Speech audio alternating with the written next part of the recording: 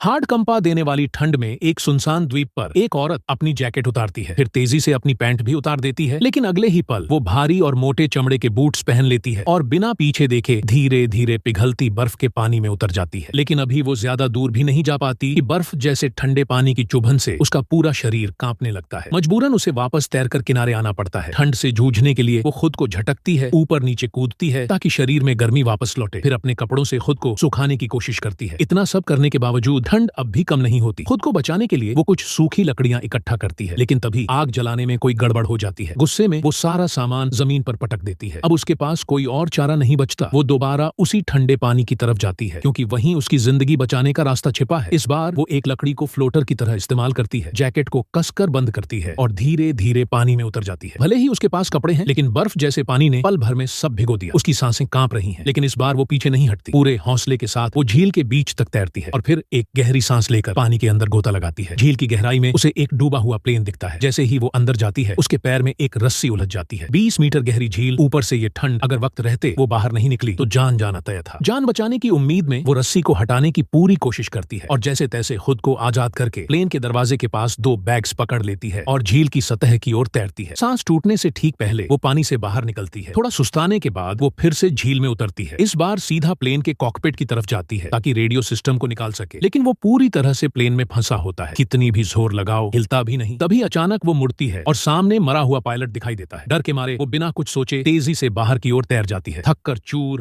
कंपाते शरीर के साथ वो किसी तरह पानी से बाहर निकलती है। अब उसकी हालत इतनी कमजोर हो चुकी होती है कि बस एक लकड़ी को पकड़कर तैर पाना ही उसका सहारा होता है। बैग्स को वो लकड़ी के दोनों किनारों से बांध देती है, खुद सिर टिकाती है और धीरे धीरे किनारे की तरफ बढ़ती है। लेकिन तभी किनारे से एक अजीब आवाज आती है। वो जैसे ही मुड़कर देखती है, उसकी आंखें हैरानी से फैल जाती हैं। किनारे पर अचानक कई 100 किलो का एक विशाल भूरा भालू खड़ा होता है।